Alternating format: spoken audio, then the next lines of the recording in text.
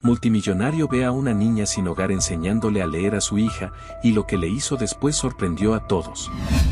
A los ojos del mundo, Tomás del Valle lo tenía todo, pero en el fondo de su alma, lo había perdido todo hacía mucho tiempo. En el asiento trasero de su lujosa camioneta negra, tapizado en cuero y con aroma a poder, Tomás revisaba su reloj por tercera vez en menos de un minuto. Su hija Camila, de 7 años, estaba inquieta, como de costumbre.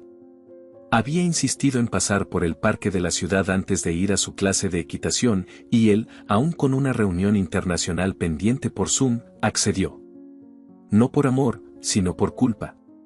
Una culpa que llevaba años fingiendo que no existía.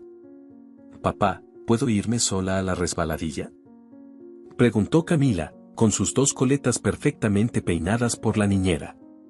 Tomás asintió sin mirarla. El parque estaba casi vacío. Apenas un par de madres jóvenes con bebés, un anciano leyendo en una banca y un grupo de adolescentes pegados a sus celulares.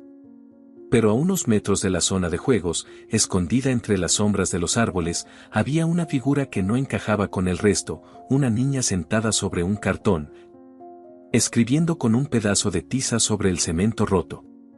Tomás la notó por accidente. Al principio pensó que era una traviesa más. Pero algo lo obligó a mirar con más atención. La niña estaba enseñándole algo a su hija. Camila, que no solía hablar con nadie fuera de su círculo exclusivo, estaba completamente absorta en lo que aquella pequeña le decía. La niña tenía el cabello enmarañado, los pies llenos de polvo, y una mirada que no correspondía a su edad. Sus ojos no eran los de una niña de 10 años. Eran los de alguien que ya había visto demasiado. Demasiado sufrimiento, demasiada hambre, demasiado abandono. Tomás se acercó unos pasos, sin que lo notaran. Desde esa distancia, pudo escuchar la voz aguda pero firme de la niña. No importa si no sabes cuánto es 7 más 6. Lo importante es que lo quieras saber. Le sonrió a Camila, quien reía, fascinada. Mira, si tienes 7 manzanas y te regalan 6 más, ¿cuántas tienes ahora? Camila miró las manos de la niña, que dibujaban círculos invisibles en el aire. Pensó un momento, luego sonrió con la inocencia de quien descubre el mundo por primera vez. 13. Exacto. Eres más lista de lo que crees. La niña le guiñó un ojo. Tomás sintió una punzada en el pecho. No por la lección de matemáticas, sino por la forma en que Camila la miraba. Como si aquella niña sucia tuviera más valor que todas las maestras privadas que había contratado. Se cruzó de brazos. Algo no cuadraba. La niña se giró y lo vio. No con miedo. No con vergüenza. Sino con una seguridad que descolocó al hombre más poderoso del sector financiero del país. «Hola, señor». ¿Es su hija?, preguntó con voz firme. «Sí». Tomás se aclaró la garganta. «¿Tú quién eres?». «Me llamo África». «¿Como el continente?». «Mi mamá decía que nací con la fuerza de una leona». Tomás tragó saliva. Quiso preguntar más, pero una voz detrás de él interrumpió la escena como un disparo en medio del silencio. «Tomás. ¿Qué hace esa niña al lado de Camila?». Elena, la madre de Camila, apareció como una aparición amarga. Iba vestida con ropa de marca, maquillaje impecable y una expresión de asco que no intentó disimular. Agarró a Camila del brazo. «Vamos. No te acerques a esa», cayó antes de decir la palabra. Pero ya era tarde. África lo entendió todo. Camila, confundida, miró a su madre. «Pero mamá, ella me estaba enseñando, es muy buena». «Dije que nos vamos». Tomás no dijo nada. Solo miró a África. No como se mira a una niña de la calle, sino como si algo dentro de él estuviera despertando por primera vez en años. Algo que dolía. Horas después, Tomás no podía sacarse esa imagen de la cabeza.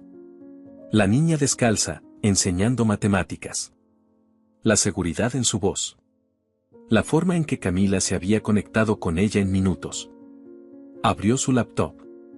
Pidió a uno de sus hombres que revisara las cámaras de seguridad del parque. Quería encontrarla.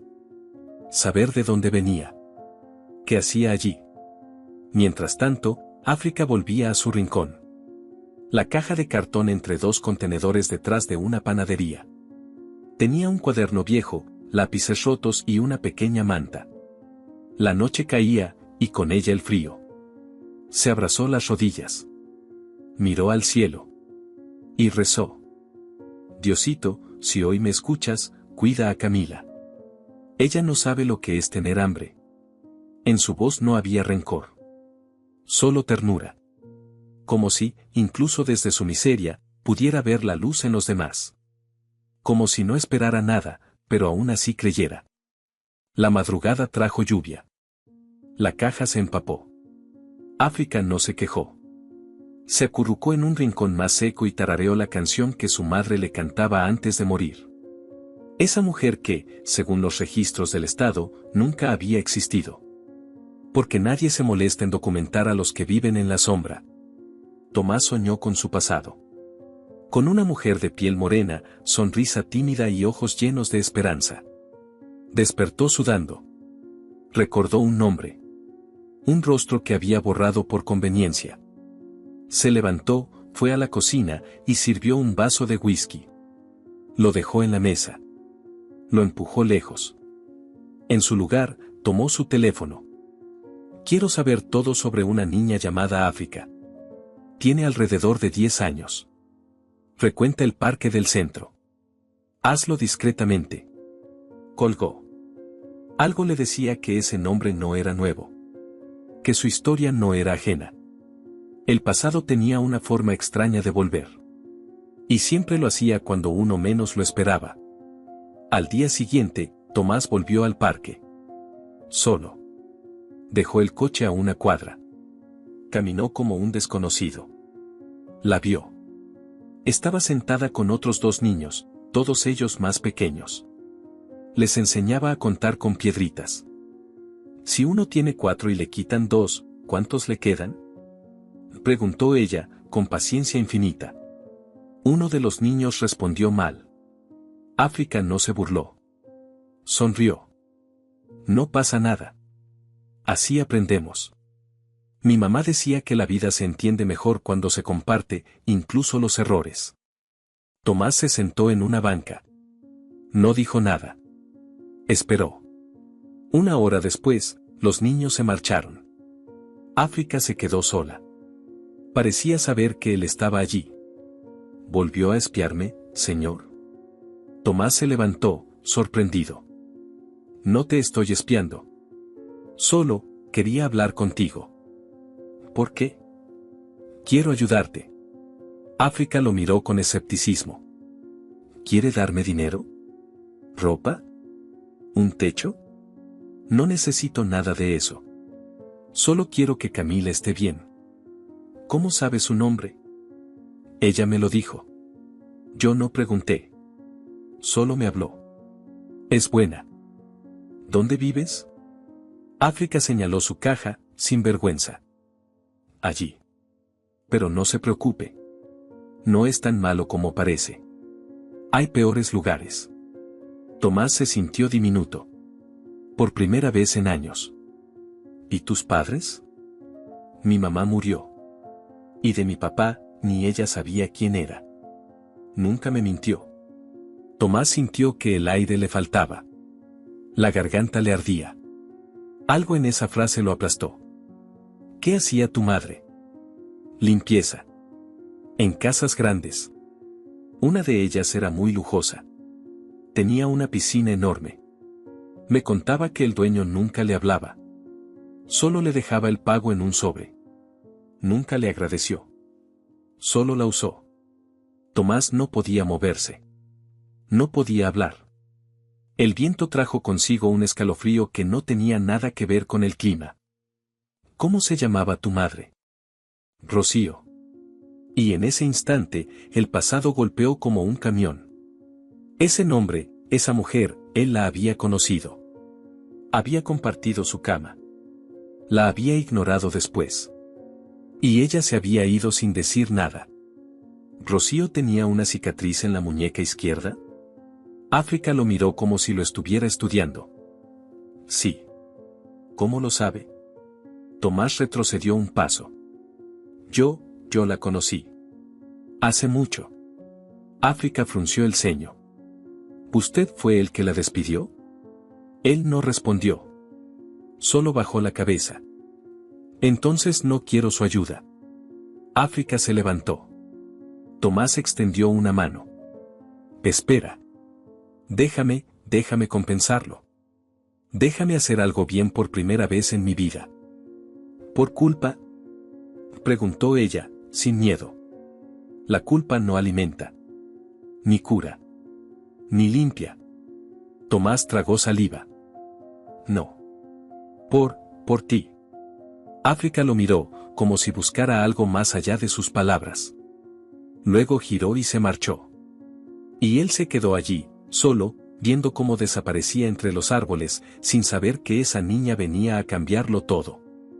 Mientras la ciudad seguía girando, indiferente al drama que crecía en silencio, África volvía a su caja. Se quitó la camisa mojada. Se tapó con una manta rota. Y volvió a rezar. Diosito, no entiendo nada. Pero si ese señor es lo que creo, por favor, ayúdame a no odiarlo. Y con lágrimas que nadie vería, la niña se durmió abrazada al recuerdo de una madre que le enseñó a perdonar incluso antes de entender lo que significaba. El amanecer llegó sin piedad.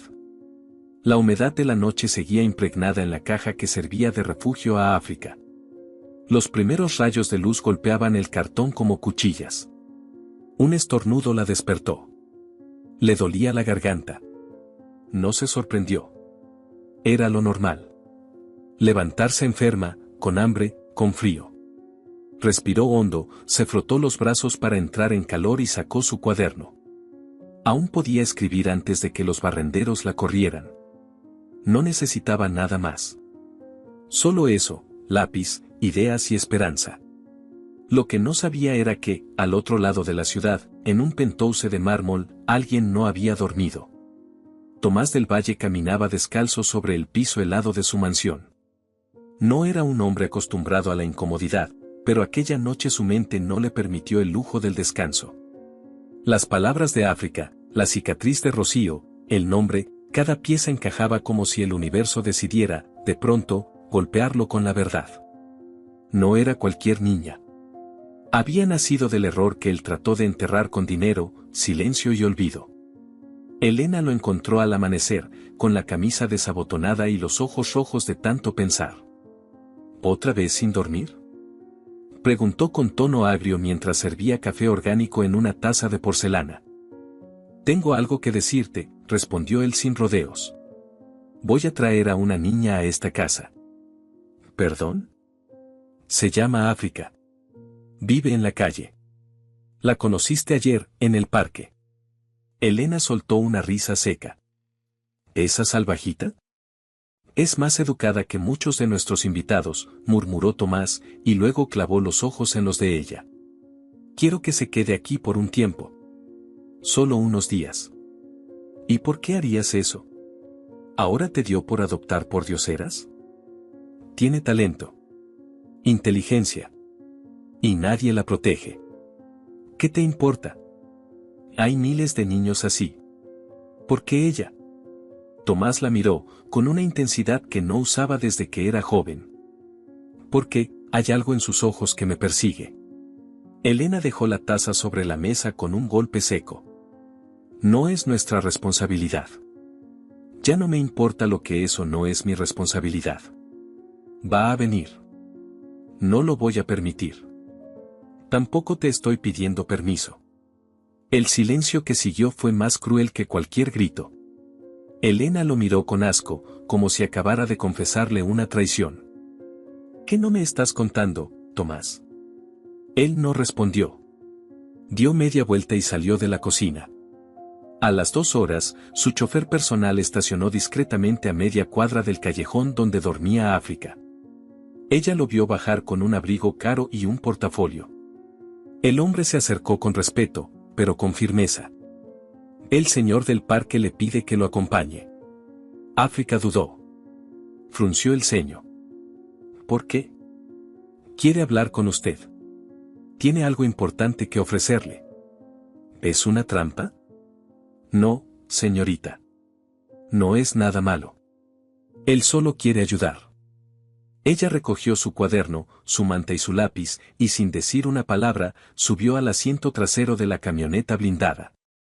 Durante el trayecto, no habló.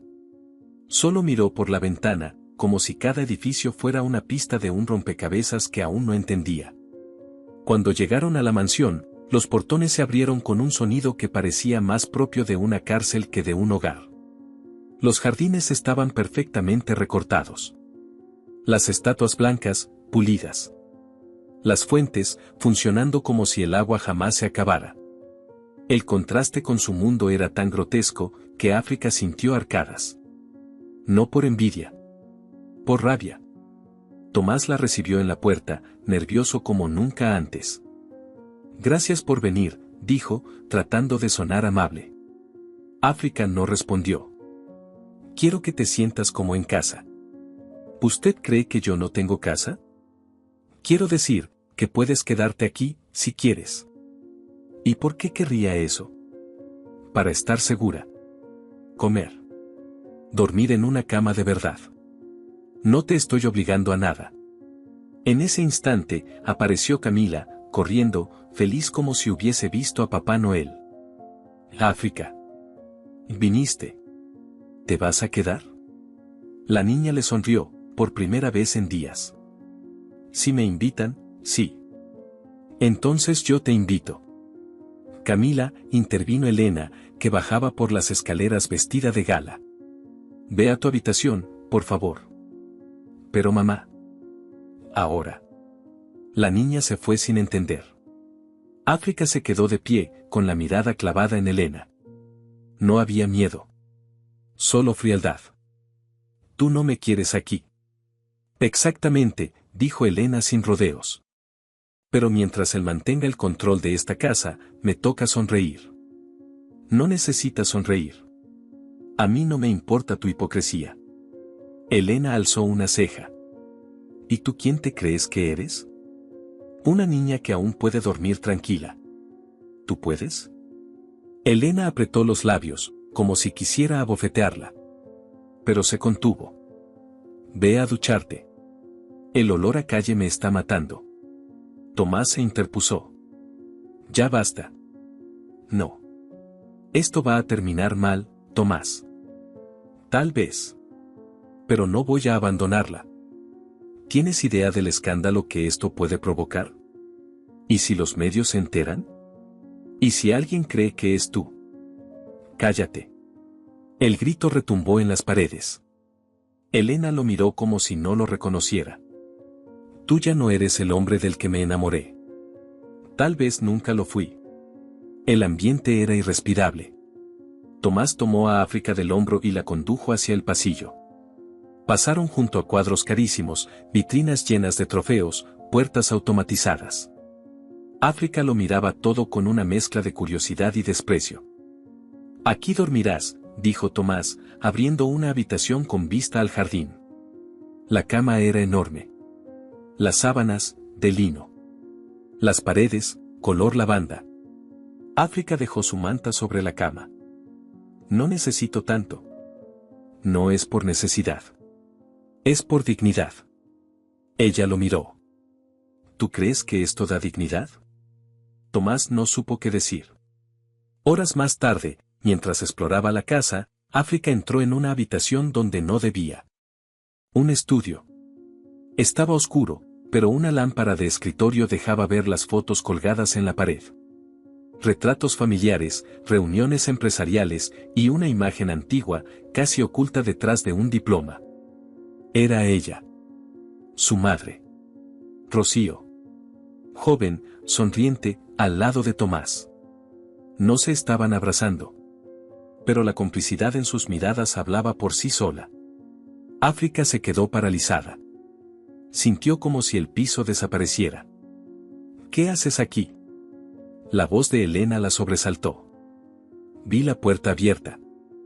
Ese es el despacho de mi esposo. No tienes nada que hacer aquí. Es mi madre. ¿Qué? África señaló la foto. Ella es mi madre. Elena se acercó. Vio la imagen. Su rostro cambió. ¿Cómo se llama? Rocío. Elena la miró como si acabara de descifrar un enigma largamente temido. Tú. No. No puede ser. ¿No puede ser qué? Vete a tu cuarto. ¿Por qué te asusta? Que te vayas, dije. Elena temblaba. Cerró la puerta del despacho con llave tras echarla. Esa noche, Tomás recibió un mensaje de uno de sus contactos. El informe estaba listo. Un PDF con datos duros, ADN de Rocío, registros hospitalarios, testigos. Todo apuntaba a lo impensable. África era su hija. Se sentó frente al informe durante horas. No podía leer. Solo llorar. No por el error, sino por todo lo que no le dio. Por todo lo que le negó. Al otro lado de la casa, África dibujaba a su madre con un lápiz. No lloraba. Pero su trazo era duro, lleno de rabia. En la hoja, Rocío sonreía, como siempre. Pero sus ojos estaban tristes. Como si supiera que su hija iba a cargar con lo que ella no pudo cambiar. Camila entró sin tocar. Dibujas muy bonito. África escondió el cuaderno. No es para mostrar. ¿Estás triste? Un poco. ¿Por mamá? Sí. Pero también por otras cosas. Camila se sentó junto a ella. No me importa lo que diga mi mamá. A mí me gustas. África la miró con ternura. Gracias. ¿Quieres que oremos? ¿Tú oras? Mi abuela me enseñó. Mamá se burla, pero yo creo en Dios. África sintió. Sí. Oremos. Las dos niñas se tomaron de las manos. Y en medio de una mansión fría, una oración pequeña se elevó al cielo. Una oración dicha por dos almas puras. Una por amor, la otra por perdón. Y en el fondo, más allá del lujo, de las mentiras y de la rabia, una grieta se abrió en la casa de cristal. Porque incluso lo perfecto, se rompe desde dentro. África llevaba 3 noches sin dormir bien. Las pesadillas volvían, intensas, pegajosas, como si cada sueño fuera una trampa. Soñaba con su madre muriendo en silencio sobre una colchoneta fría, con su cuerpo ya sin fuerzas, con los médicos cerrando la puerta de urgencias porque no tenía papeles ni seguro. Soñaba con la lluvia entrando por el cartón, con el hambre doliendo como cuchillo, con las voces de hombres desconocidos que se acercaban cuando ella apenas cerraba los ojos. Su cuerpo comenzaba a resentir la calma. Porque la calma, para quien ha vivido en guerra, también puede ser una amenaza. La primera vez que se mareó fue en el pasillo, después de ducharse. Todo le dio vueltas. Se apoyó en la pared y cerró los ojos con fuerza. Nadie lo notó. Ni siquiera ella quiso hacerle caso. Pensó que era el cambio de comida, de colchón, de aire. Que el cuerpo necesitaba acostumbrarse a la comodidad tanto como antes lo hizo a la miseria. No dijo nada. En la mesa, durante el desayuno, su mirada se perdía entre la mantequilla, la mermelada de frambuesas importadas y el olor al café caro que Tomás bebía en silencio. Camila hablaba sin parar. Contaba lo que había aprendido con África el día anterior, como ahora entendía los quebrados porque África se los explicaba con frutas reales, no con dibujos. Elena escuchaba desde el otro extremo de la mesa. No decía nada, pero cada palabra de Camila era como ácido cayendo sobre su orgullo. Apretaba el tenedor con tanta fuerza que los nudillos se le ponían blancos. África no la miraba. Fingía que no estaba allí, como si esa mujer no pudiera alcanzarla en esa burbuja de desayuno con risas y mermelada. Papá, dijo Camila de pronto, ¿puedo llevar a África a la clase de pintura hoy? La profesora dice que cualquiera puede ir si quiere. Tomás la miró, luego a África. Solo si ella quiere. No tengo ganas, dijo África, sin levantar la vista. ¿Estás bien? Preguntó él. Sí. Pero no lo estaba. Horas más tarde, cuando todos pensaban que África dormía en su habitación, salió al jardín con su cuaderno y se sentó bajo un árbol. El sol era cálido. El viento traía olor a jazmín. Y por un momento, creyó estar bien. Hasta que el cuaderno se le resbaló de las manos. Intentó agacharse para recogerlo, pero el mundo giró con violencia. Las flores parecieron moverse como olas. Un zumbido le llenó los oídos. Luego, oscuridad. Fue Tomás quien la encontró. Iba hablando por teléfono con su abogado, discutiendo detalles de una propiedad en Cancún, cuando la vio desmayada entre el césped, pálida como un papel. «África», gritó, arrojando el móvil al suelo. Corrió hacia ella. Tenía la piel helada, los labios ligeramente morados. Su pulso era débil, pero estaba viva. La cargó en brazos, ignorando las cámaras, ignorando los empleados que lo miraban con alarma. Subió las escaleras a paso rápido.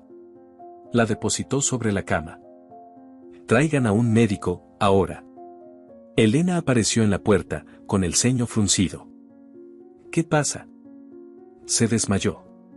«No responde bien. Está pálida». «¿Y qué quieres que haga?» «No soy pediatra». «Calla, Elena», rugió. «Y llama a alguien». Ella no se movió. Lo miraba como si no entendiera quién era ese hombre que gritaba por una niña desconocida. «¿Qué es lo que realmente te pasa con ella?» «Llama a un médico».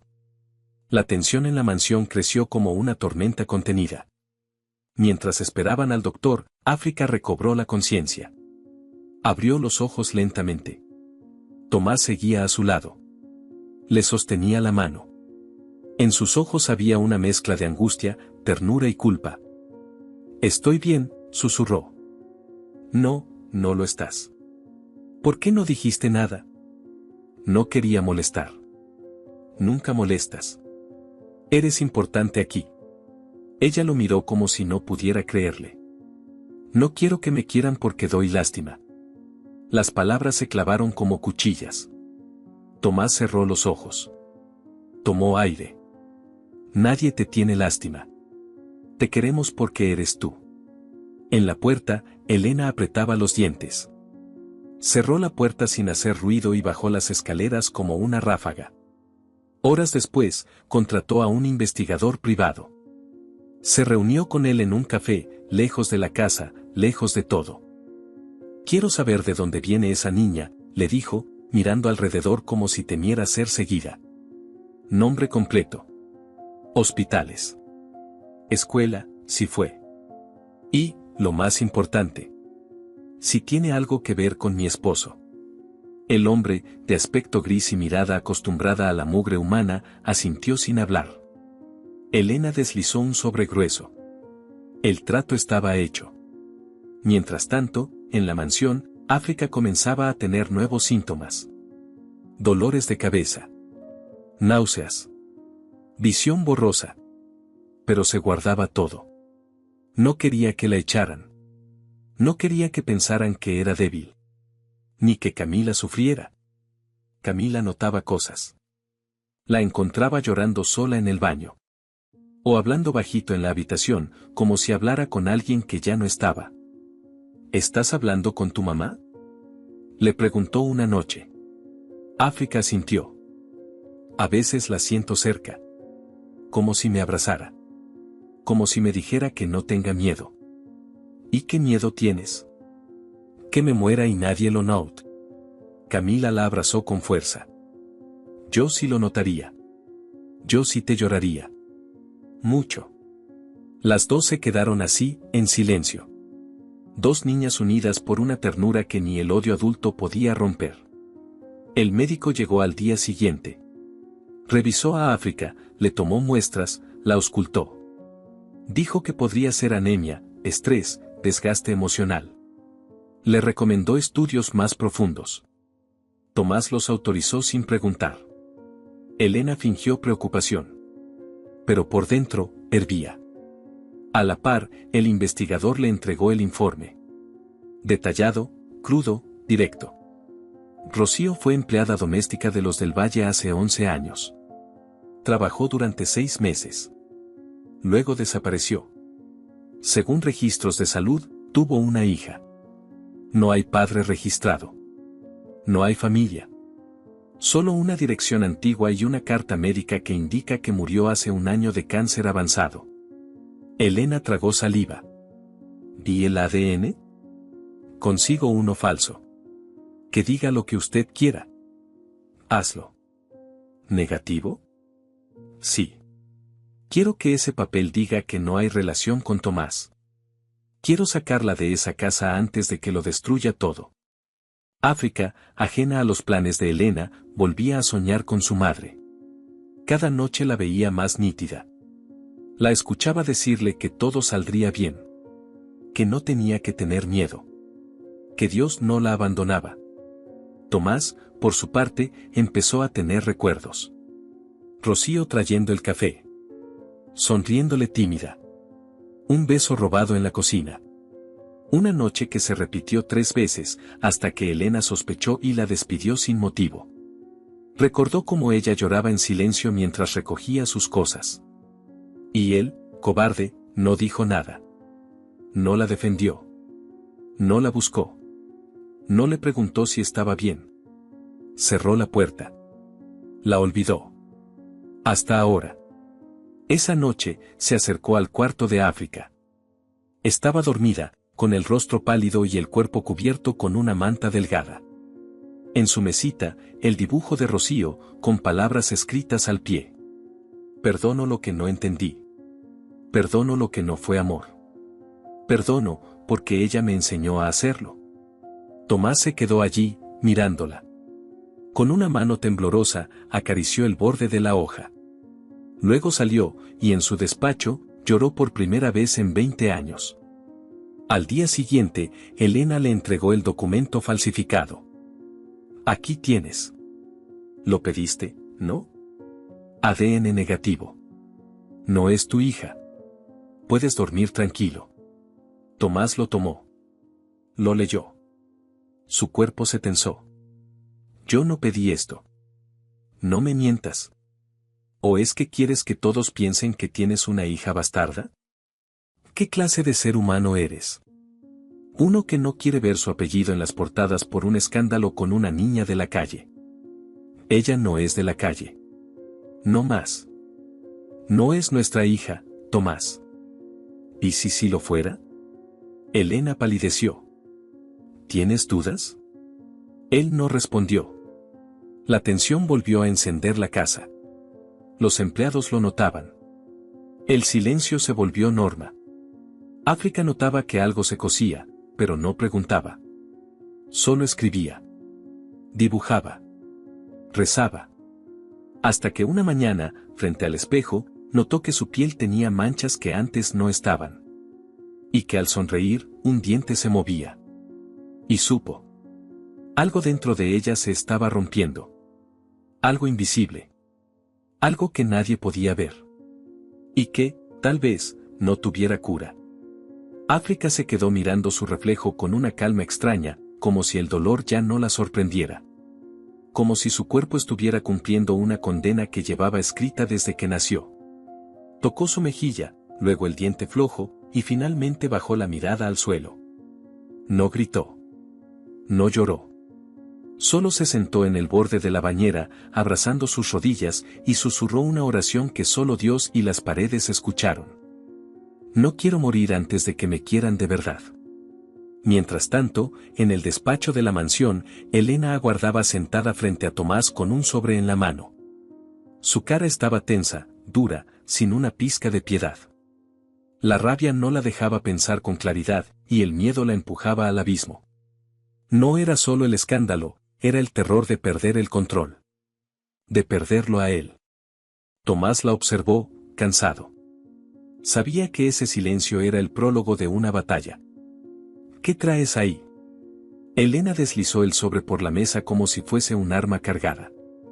La verdad. O lo que tú te empeñas en seguir negando. Tomás abrió el sobre sin apuro. Dentro, una prueba de ADN. No la falsificada. Era nueva. Real. Verificada por un laboratorio que no aceptaba sobornos. El resultado era irrefutable. Coincidencia genética del 99.98%. Tú eres su padre. Tomás cerró los ojos. Ya no había duda. África era su hija. ¿Por qué investigaste por tu cuenta? Porque tú no lo harías. Porque ibas a proteger esa mentira hasta que fuera demasiado tarde. No es una mentira. Es una vida. Es una vergüenza. Una mancha en nuestro nombre. Una bastarda nacida de tu debilidad. Cuidado con lo que dices. ¿Y qué vas a hacer, Tomás? ¿Presentarla en sociedad como tu hija ilegítima? ¿Llevarla a las cenas de gala? ¿Crees que el Consejo de Inversores no va a reaccionar? Que reaccionen.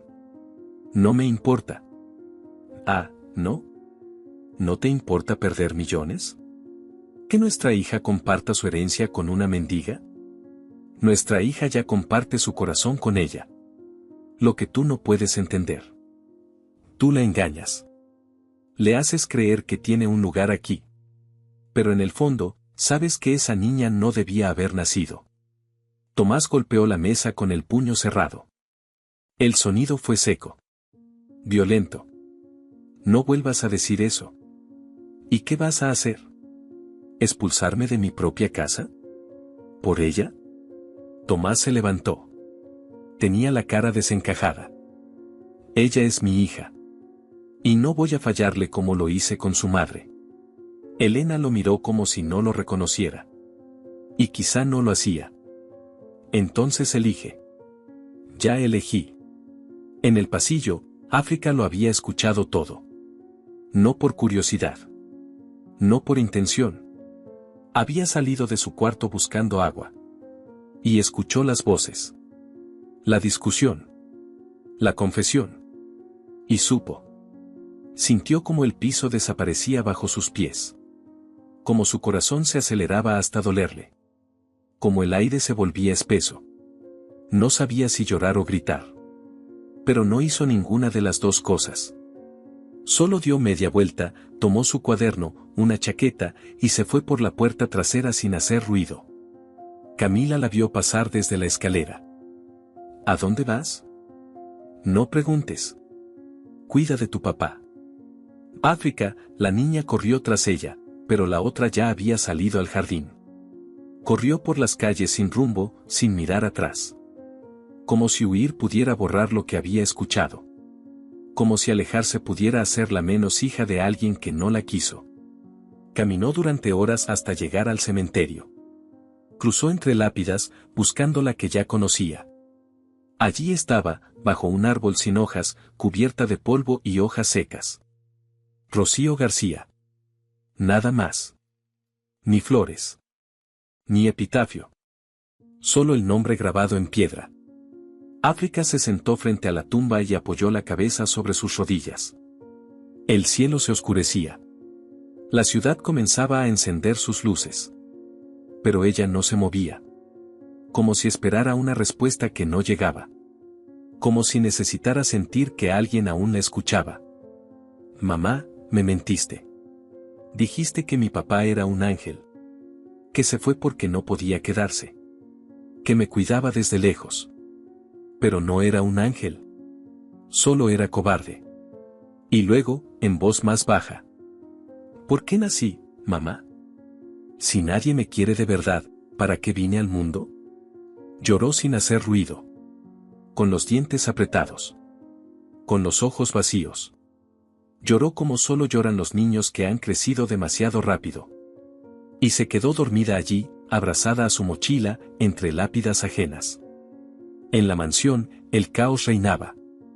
Tomás buscaba a África por cada rincón, preguntando a empleados, revisando cámaras, llamando al chofer. Elena, parada en las escaleras, lo observaba sin decir nada. ¿Qué hiciste? Le gritó él. ¿Qué le dijiste? No tuve que decirle nada. Ya lo sabía. Lo escuchó todo. Tomás sintió que le faltaba el aire. Tomó las llaves del coche y salió disparado. ¿A dónde vas? A buscar a mi hija. Pasaron 3 horas. Luego 5. Fue a los parques, a los callejones, a los comedores comunitarios. Nadie la había visto. Desesperado, fue al cementerio. No sabía por qué. No sabía cómo lo supo. Pero al verla dormida junto a la tumba, algo en su interior se rompió. Bajó del coche y corrió hasta ella. La tocó con cuidado. África, hija, despierta. Ella abrió los ojos. No lo miró. No soy tu hija. Lo eres. Fui un error. Lo dijiste. Lo que dije fue un acto de cobardía. Pero tú no fuiste un error. Fui yo. Ella se sentó. Tenía la cara sucia. Las manos frías. No quiero tu apellido. Ni tu dinero. Ni tus disculpas. Entonces, ¿qué quieres? Quiero que me dejes ir. No puedo vivir en una casa donde soy una vergüenza. Tomás se arrodilló frente a ella. Con el rostro cubierto de lágrimas. Te fallé antes de conocerte. Pero ahora te juro que jamás volveré a fallarte. Ella lo miró, y por un segundo, creyó. Solo un segundo. Luego apartó la mirada. Llévame a casa. Esta es tu casa. No. La tumba de mi madre es mi casa. Todo lo demás, son paredes. Tomás la convenció de regresar. Pero el silencio en el coche fue más duro que cualquier palabra. Lo que no sabían era que esa misma noche, alguien había filtrado una foto.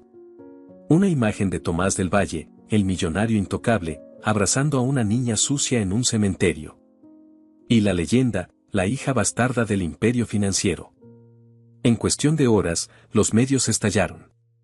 Noticias, paneles de opinión, redes sociales divididas. Algunos lo llamaban héroe. Otros, hipócrita. Algunos veían a África como una víctima. Otros, como una oportunista. Elena vio todo desde su celular. Cerró la pantalla y se sirvió una copa de vino. Sabía que esto era solo el principio. Tomás pasó la noche junto a la cama de África. Ella dormía inquieta. Tenía fiebre. Murmuraba cosas en sueños. Rocío, hambre, sangre. Palabras sueltas que lo hacían temblar. Por primera vez en años, bajó a la capilla de la mansión. Se arrodilló frente al crucifijo cubierto de polvo. Lo miró como quien no sabe si será escuchado. Y rezó. Dios, si estás ahí, ayúdame a reparar este error. No por mí. Por ella. Devuélveme el tiempo que le robé. El tiempo que no estuve. No la dejes ir ahora que apenas está empezando a vivir. Y por primera vez en décadas, sintió que alguien lo escuchaba. Tal vez no lo perdonaría aún. Pero lo estaba escuchando. Mientras tanto, en el cuarto, África despertaba. Con dolor. Con miedo. Pero también con una certeza nueva. Ya no podía escapar. Ya no podía esconderse. Porque lo invisible que la hería, ya era imposible de negar. Se sentó en la cama con dificultad. El sudor le mojaba la nuca. Tenía la camiseta pegada al cuerpo, las sábanas arrugadas entre las piernas. La fiebre le volvía a subir. Su piel ardía. Miró sus manos, temblorosas. Le costaba respirar. No quería alarmar a nadie. No todavía. Sabía que algo dentro de ella se estaba rompiendo. Lo sentía como una cuenta regresiva invisible, como una bomba silenciosa. Cerró los ojos, esperando que el malestar se esfumara, que fuera solo un mal sueño. Pero el sueño ya no existía. La realidad era otra. Más cruel. Más clara. Camila entró sin golpear. La encontró encorvada, con la frente apoyada en las rodillas. África, dijo en voz baja. ¿Estoy bien? No, no lo estás. Te dije que no me mires así. ¿Así cómo? Como si supieras que voy a desaparecer. Camila se acercó, la abrazó por la espalda. Su calor era un consuelo. África no quiso llorar, pero las lágrimas vinieron solas. Si me voy, prométeme que no vas a dejar de enseñarle a los que no tienen nada, susurró África, con la voz rota. Que vas a seguir regalando tu tiempo, tu risa, tu ternura. Que vas a ayudar a los que nadie ve. No te vas a ir. Eso no lo puedes prometer. En la planta baja, Tomás sostenía un sobre con sus papeles de renuncia. Había pasado toda la madrugada redactándolo. Su mano temblaba, pero su decisión era firme. Sabía lo que eso significaba, dejar el imperio que había construido durante 20 años. La junta directiva no lo perdonaría. Los medios no tardarían en llamarlo inestable, débil, derrotado. Pero ya no le importaba. Su prioridad tenía nombre y estaba en la habitación del segundo piso, luchando contra algo que ningún dinero podía comprar ni detener. Entregó el sobre al secretario de la empresa sin decir una palabra. Luego subió al coche. Le pidió al chofer que lo llevara directo al hospital. Quería un diagnóstico claro, real, sin manipulaciones. Llamó a un especialista. Uno de los mejores hematólogos del país. No quería suposiciones. Quería la verdad. No podía proteger a su hija si no sabía a qué se enfrentaban. Mientras tanto, Elena no perdía el tiempo. A solas en su estudio, marcó un número que no debía existir. Era un contacto que usaba solo en situaciones sucias. El hombre que respondió al otro lado no necesitaba explicaciones. Necesito un médico que esté dispuesto a manipular un informe clínico, dijo ella con voz fría. Que diga que la niña tiene una enfermedad contagiosa, incurable. Algo que justifique sacarla de la casa, por seguridad. El hombre no respondió de inmediato. Sabía que el encargo tenía consecuencias. No será barato. El dinero no es problema. Pero que el informe sea creíble. Que nadie lo cuestione. Lo tendrás. Elena colgó y se sirvió una copa de vino. Sonrió con un odio silencioso. Su plan ya estaba en marcha. No podía permitir que una niña bastarda arruinara el apellido del Valle. Ni su imagen. Ni su matrimonio. En redes sociales, el rostro de África se viralizaba. La fotografía de ella dormida en el cementerio, abrazada a la lápida de su madre, había tocado a millones. Se multiplicaban las publicaciones, las historias, los análisis. Algunos la llamaban símbolo de esperanza. Otros, de injusticia. Muchos querían ayudarla. Otros solo querían destruirla. En ese mundo virtual, África era todo y nada al mismo tiempo. Un ícono sin saberlo. Un fantasma con rostro real. En la televisión, panelistas discutían si Tomás debía asumir públicamente la paternidad. Algunos lo defendían. Otros lo destrozaban. Los comentaristas políticos hablaban de debilidad moral. Los columnistas de sociedad lo acusaban de hipocresía. La presión aumentaba. Las cámaras empezaban a rodear la mansión. Los drones sobrevolaban los jardines. Ya no había privacidad. Ni paz. Tomás lo notaba. Y no lo soportaba. No pueden vivir así, le dijo a África esa tarde. No con esa presión, con esa mirada encima todo el tiempo. ¿Por qué te importa lo que piensen? Respondió ella con voz baja. Porque tengo miedo de que te lastimen más. Y esta vez, no lo voy a permitir. Ya me lastimaron. Solo que ahora, lo ves. Tomás no supo qué decir. Le acarició el cabello con torpeza. Como si intentara recuperar en segundos lo que perdió durante años. La noche llegó con otra fiebre. África convulsionó por segundos. Camila gritó. Tomás subió corriendo. La encontró temblando, con los labios morados, las uñas azules. Llamaron a emergencias. El médico llegó en minutos. La revisó. Luego lo miró con seriedad. Necesita hospitalización urgente. No sé qué tipo de anemia tiene, pero esto ya es grave. Su sistema inmunológico está colapsando. África, entre delirios, murmuraba el nombre de su madre. Llamaba a Camila. Decía que tenía frío. Mucho frío. El chofer la llevó al hospital con sirena. Tomás no se separó de ella. Camila tampoco. En la recepción, Elena apareció tarde. Vestida como si nada pasara. Maquillaje perfecto. Mirada vacía. ¿Y ahora qué? Preguntó como si se tratara de una molestia más. Está muy mal, respondió Tomás. Podría morir. Quizá eso lo arreglaría todo, ¿no crees? Tomás la miró con asco. Eres una sombra. No tienes alma. Y tú te volviste débil. Lloras por una niña que ni siquiera pediste. Es mi hija. Y yo soy tu esposa. Ya no. Esa noche, mientras África era conectada a Suero, Elena recibió el informe falsificado que había pedido. Lo leyó con atención. Luego lo deslizó en un sobre con el logotipo del hospital y lo dejó sobre el escritorio de Tomás, con una nota escrita a mano. Haz lo correcto. Sáquela de aquí antes de que todos nos hundamos. Tomás no lo abrió. Lo quemó sin leerlo. En la habitación del hospital, Camila tomó la mano de África. La niña estaba dormida, con los ojos entreabiertos y el cuerpo débil. Camila rezó en voz baja. Dios, no te pido cosas. Nunca lo hago. Pero ahora sí. No dejes que se muera. Por favor. Yo la necesito. Ella me enseñó cosas que ni mis maestras ni mis padres me dijeron. Me enseñó a mirar. A sentir. A llorar sin vergüenza. No la dejes ir. No aún. El médico especialista llegó al amanecer. Después de una batería de exámenes, llamó a Tomás aparte.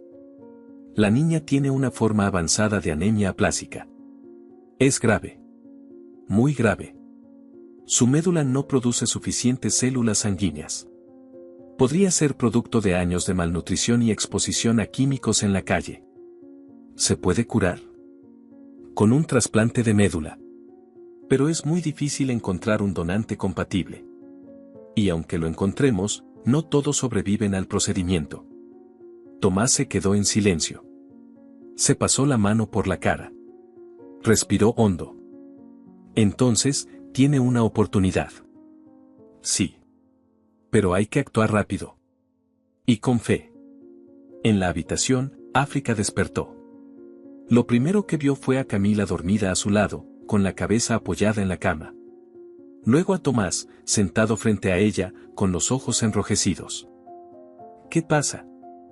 Tenemos una batalla por delante, dijo él. Pero no estás sola. ¿Voy a morir? Voy a hacer todo lo que esté en mis manos para que no pase. África sonrió, débil. A veces siento que ya estoy mitad muerta desde antes. Desde que ella se fue. Tú estás más viva que todos los que he conocido. No lo olvides. Ella lo miró como si quisiera creerle. Como si esa esperanza fuera el único hilo que la mantenía aquí. Elena, desde la puerta, los observaba. Por primera vez, sin odio. Solo con resignación. Supo que había perdido. No solo a Tomás. A Camila. A sí misma. Esa noche, nadie durmió. Pero por primera vez, Tomás sintió que estaba donde debía estar. Aunque fuera tarde. Aunque fuera con miedo. Aunque el precio del perdón aún no estuviera completamente pagado. África respiraba con dificultad.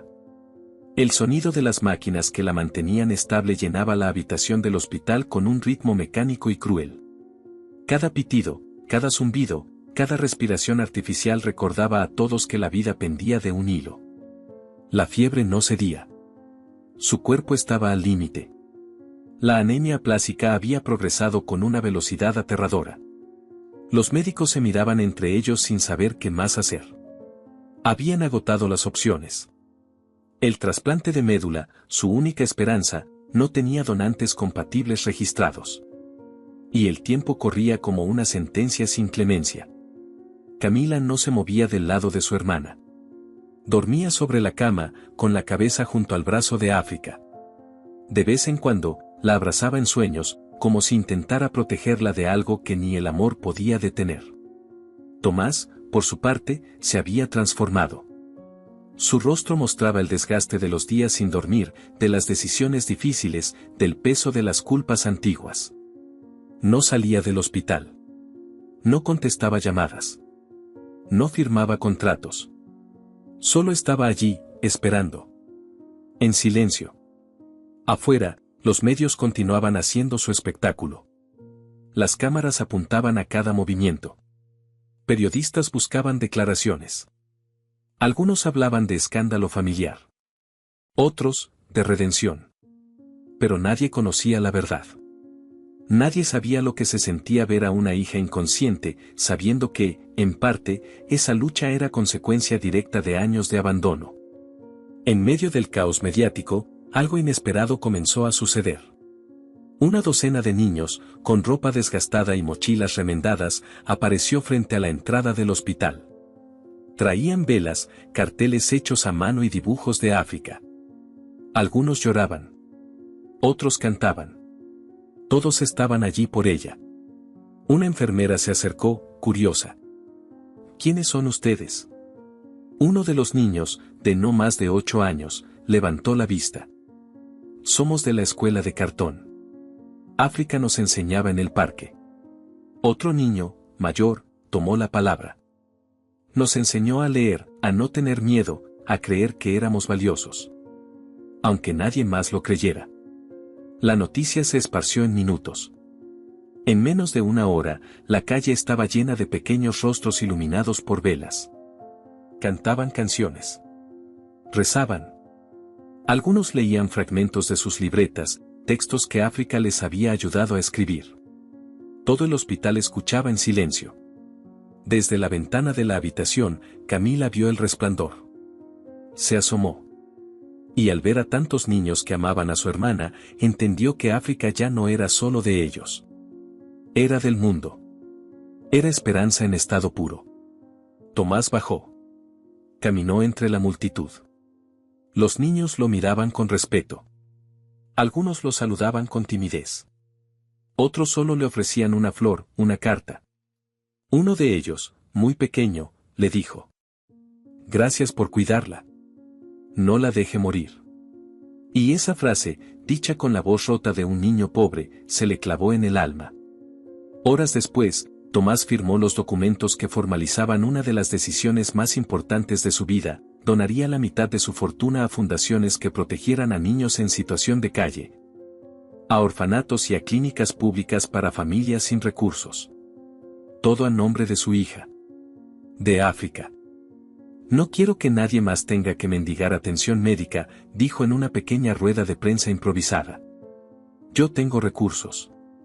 Pero mi hija no los tuvo por 10 años. Y eso me hace responsable. Quiero que el nombre de África signifique algo más que sufrimiento. Que sea sinónimo de justicia. Mientras tanto, Elena no soportaba el aislamiento. El escándalo le había explotado en la cara. Las redes sociales no la perdonaban. En algunos foros circulaban filtraciones sobre su intento de falsificar informes médicos. La filtración venía del propio hospital. Uno de los doctores, indignado al descubrir el intento de sabotaje, había denunciado el caso. La policía la detuvo en su propia casa, rodeada de cámaras y periodistas. Elena no lloró. No gritó. Solo caminó entre los flashes con la mirada perdida. Por dentro, se sabía sola. Camila no le había llamado. Tomás no respondía sus mensajes. Y su círculo social, ese al que tanto había protegido, la había abandonado en cuanto empezó a oler a vergüenza. En prisión preventiva, una celda blanca, vacía y helada, Elena comenzó a tener los primeros ataques de ansiedad. La noche cayó y por primera vez, sintió miedo real. No al escándalo, sino a su conciencia. Al silencio. A sí misma. En el hospital, África no despertaba. Su cuerpo resistía, pero su mente estaba ausente. Los médicos hablaban de estado comatoso inducido por el colapso inmunológico. No sabían si volvería. Ni cuándo. Tomás pasaba horas hablándole, sin respuesta. A veces, le leía cuentos que ella amaba. Otras veces, simplemente se sentaba a su lado, en silencio, con la mano sobre la suya. Una noche, cuando el cansancio lo vencía, se inclinó junto a su oído y dijo con voz temblorosa: África, yo aprendí a amar porque tú me enseñaste a vivir. Pero si no despiertas, yo aún haré que el mundo sepa quién eres. Tu historia no va a quedar en estas paredes. Vas a cambiarlo todo, despiertes o no. Pero, si puedes oírme, quédate. Por favor. Las lágrimas le cayeron sobre la sábana.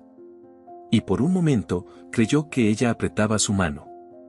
Pero fue tan leve, tan fugaz, que no supo si era real o producto del deseo. En esos días, Camila fue entrevistada por un canal nacional. La producción había insistido durante días, y Tomás aceptó con una única condición: que no la usaran para espectáculo. Camila se sentó frente a las cámaras con una naturalidad desgarradora. Vestía una camiseta blanca con el nombre de África escrito en marcador negro. ¿Qué representa África para ti?, preguntó la conductora. Mi hermana. Pero también mi maestra. Me enseñó a mirar más allá de lo que tengo. Me enseñó que el dolor no debe esconderse, sino transformarse. ¿Qué le diría si pudiera oírte ahora? Camila se quedó en silencio. Luego, con los ojos brillando, dijo: que la estoy esperando.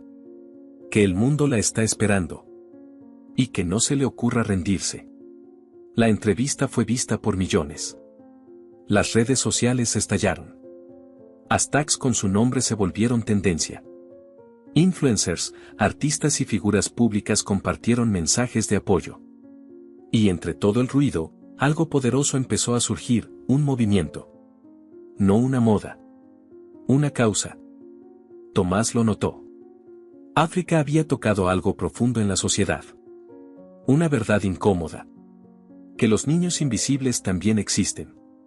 Que el abandono no distingue clase, y que la esperanza puede venir de quienes menos lo tienen. La escuela de cartón, impulsada por la historia, comenzó a recibir donaciones.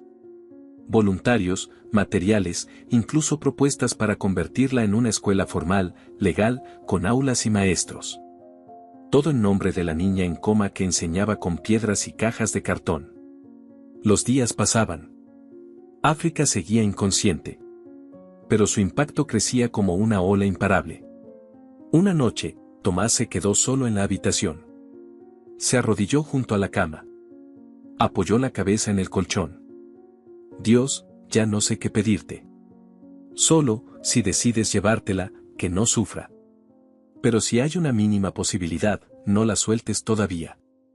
En ese instante, sin previo aviso, las máquinas hicieron un sonido distinto. Un pitido agudo, leve, pero diferente. El monitor mostró una alteración. Tomás se levantó de golpe. Llamó a los médicos. Las enfermeras entraron. Camila corrió desde la sala de espera. África, aún con los ojos cerrados, movió un dedo. Solo un dedo. Pero fue suficiente para que el mundo volviera a respirar. Aún no estaba despierta. Pero estaba luchando. Desde algún rincón invisible entre la vida y la muerte, la niña que enseñaba con tizas rotas y cuadernos sin hojas, estaba peleando. Como siempre lo había hecho. Con el alma por delante. Sin miedo. Sin rendirse. Y esta vez, no estaba sola. Ahora, el mundo entero estaba de su lado. Y esta vez, no estaba sola. Ahora, el mundo entero estaba de su lado. Los médicos no prometieron milagros, pero tampoco cerraron las puertas a la esperanza. África seguía en coma. Su cuerpo se mantenía estable, aunque débil. La fiebre bajó, los indicadores clínicos mejoraron lentamente, pero su mente no volvía. Estaba allí, inmóvil, quieta, frágil. Como si su alma hubiera decidido detenerse en un lugar donde ya no doliera nada. Camila pasaba las noches leyéndole cuentos, hablándole de sus juegos en el parque, de los niños de la escuela de cartón que seguían escribiéndole cartas y mandando dibujos. A veces se quedaba dormida con la mano de África entre las suyas, esperando que la apretara, que respirara distinto, que diera alguna señal. Tomás se transformó en algo que nunca imaginó ser: un hombre que vivía sin relojes, sin trajes caros, sin temor al que dirán. Visitaba los hospitales públicos que antes ni sabía que existían. Caminaba por barrios donde nunca había puesto un pie. No para redimirse, sino para servir. Porque comprendió que el amor no se mide en palabras ni en promesas, sino en acciones. Su hija le había enseñado eso. Y ya no quería olvidarlo jamás. Vendió parte de sus acciones, cerró acuerdos con fundaciones, firmó convenios con universidades para becar a niños marginados. Pero su proyecto más importante no era económico, ni político, ni empresarial. Se llamaba Fundación África. Un espacio que nació en medio del dolor, pero que estaba destinado a sembrar luz. La inauguración fue discreta. Nada de cámaras, nada de discursos pomposos. Solo una escuela construida donde antes hubo un terreno baldío. Una estructura modesta, pero digna. Con sillas recicladas, murales pintados por voluntarios y un letrero hecho con madera, Fundación África. Aquí se enseña con amor. Cada clase comenzaba con una oración. No una imposición, sino un acto libre. Agradecían el día, el techo, el pan. Pedían por los que aún dormían en cartón, por los enfermos, por los olvidados. Y todos sabían por quién se oraba con más fuerza. Por ella. África seguía conectada a una máquina. Su cuerpo respiraba, su corazón latía, pero no abría los ojos.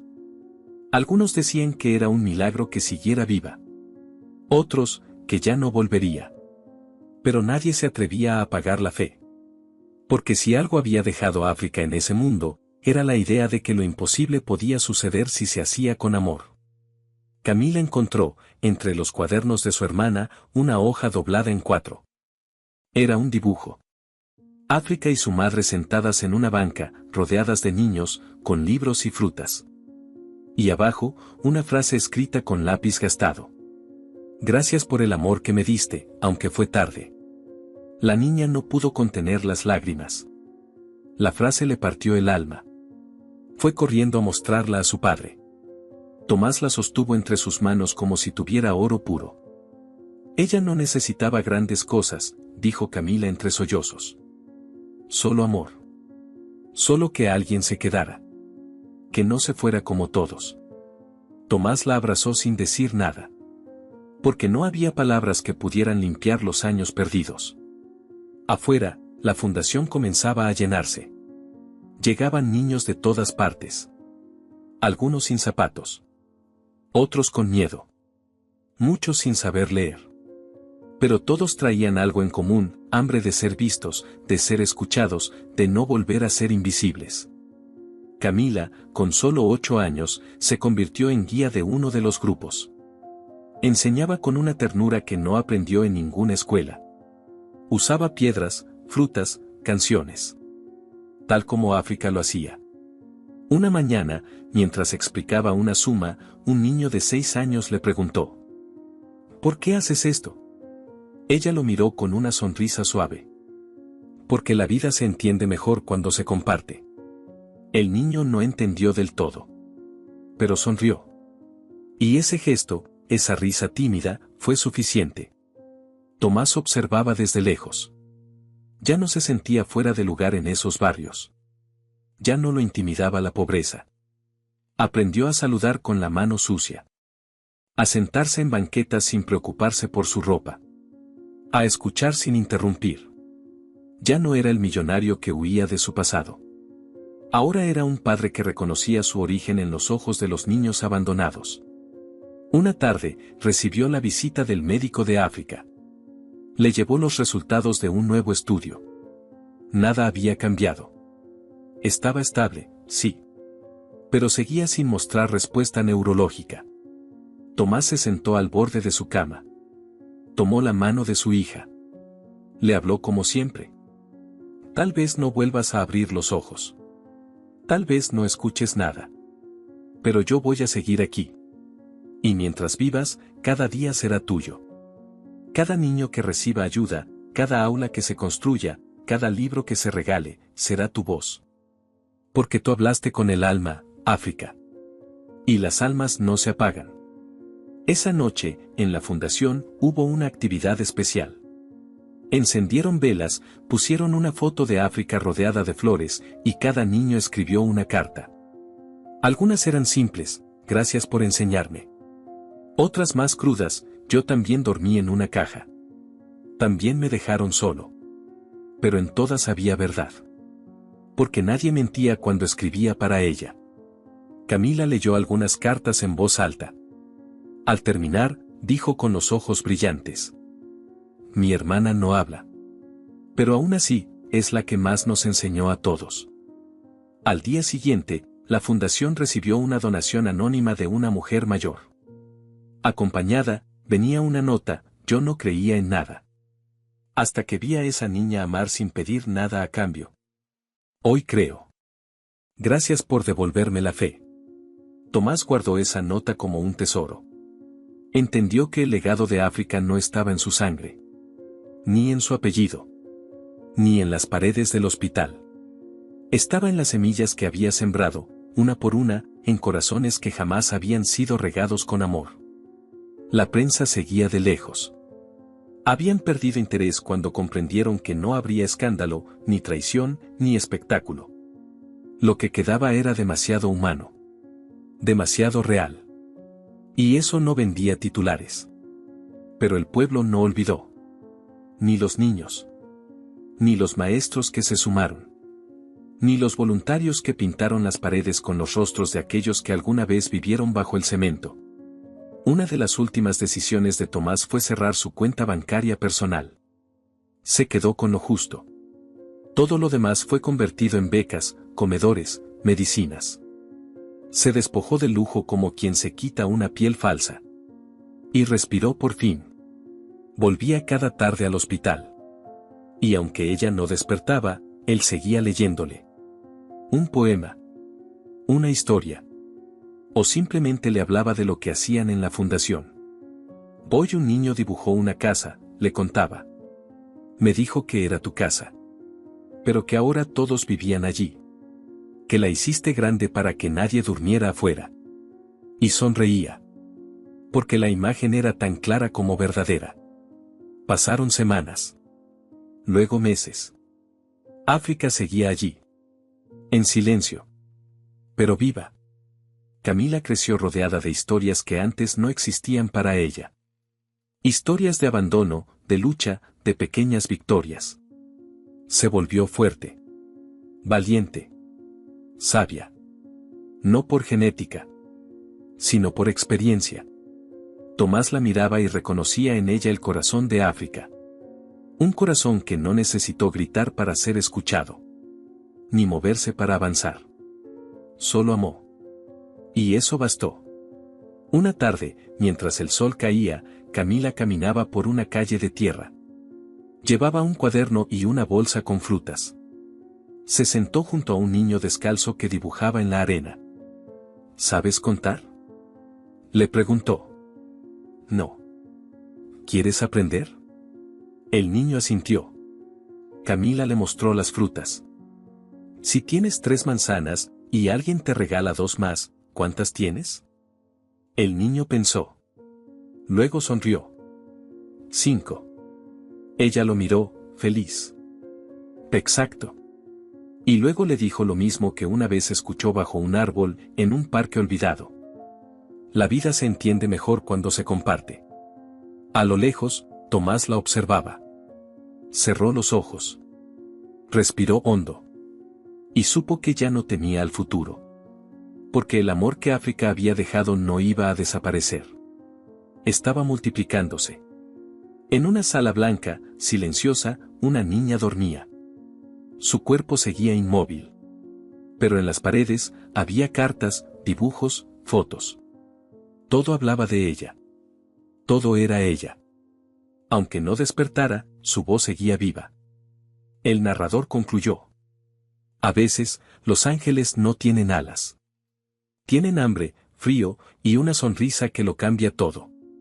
África no vino a pedir, vino a enseñar. Y lo que dejó, es más eterno que el dinero, dejó amor. Si esta historia te conmovió, compártela con tus amigos y sé parte del cambio. Cuéntanos en los comentarios, ¿qué harías en una situación similar? ¿Desde dónde nos estás viendo? Nos encantaría saberlo.